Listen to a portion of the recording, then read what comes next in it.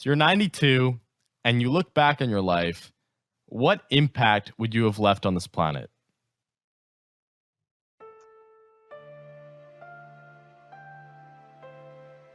As I said in my direct message right after the election, I'll be the first to hold Trump's feet to the fire once he's in office. To me, the one that you hit on, we'll take away the guns first and then the due process, to me, that probably is the worst thing that he has said in the 2+ years. Yeah. And I could see why a decent person that would know that that's wrong wouldn't go crazy about it, because A, he probably was probably just like sloppy language, but B, it's like everyone's attacking the guy constantly, like, cut him some slack. Trump does a different series of lies and does them much more blatantly. Well, it's worse. So I it's almost worse than view that. him as a necessary evil, I guess. I can't give you that last thing on the scale of the line, because I think it's orders of magnitude worse. Like in terms of what's happening in the country right now, Black and Latino unemployment all-time low, economy's chugging along.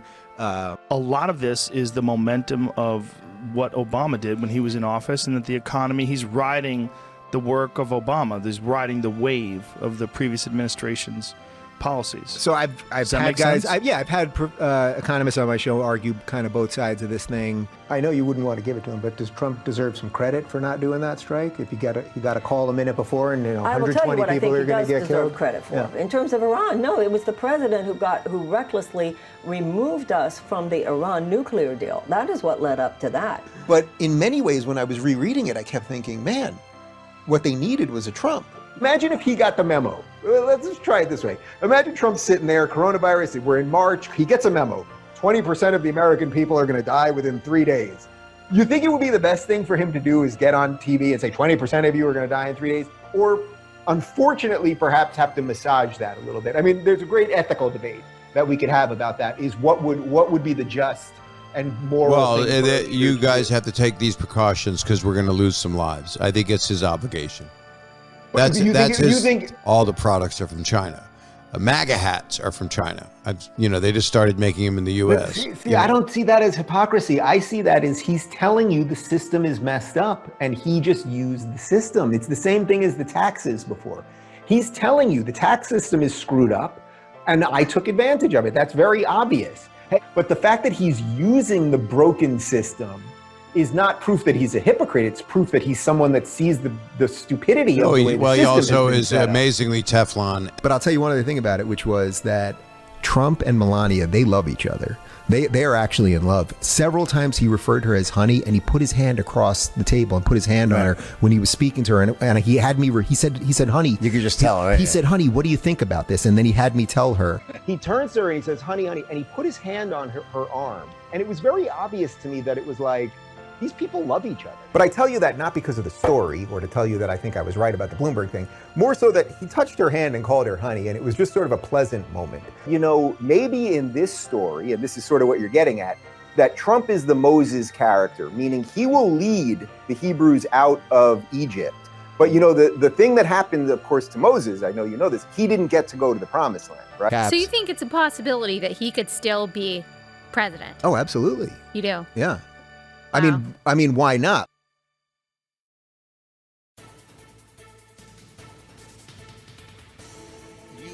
I want you to continue to say you're a liberal, because you're a great use to good value. You are valuable in the best sense of the word, because America needs people who are clearly liberal and to be honest, and fall into the category of kosher as gay, to say, hey, hello, the conservatives are not hate mongers. Hello, they should be heard.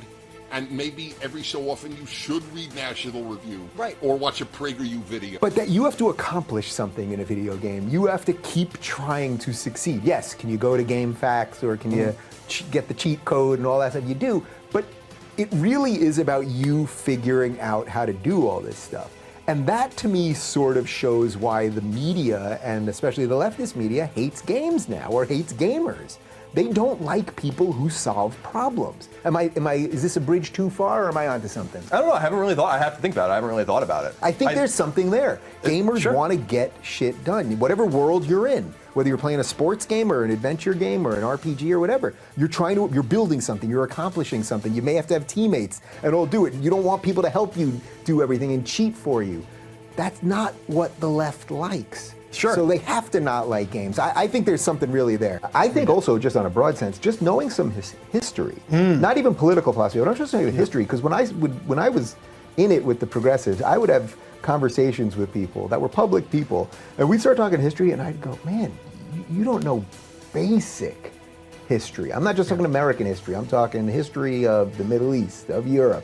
Like, just basic stuff. Know some basic stuff so that your arguments have some value. That's Jesus right there. Even though Jesus probably would have been loved them both, right? Muslims. And, well, that's he was around a lot of Muslims. It was the Middle East, and Bolsonaro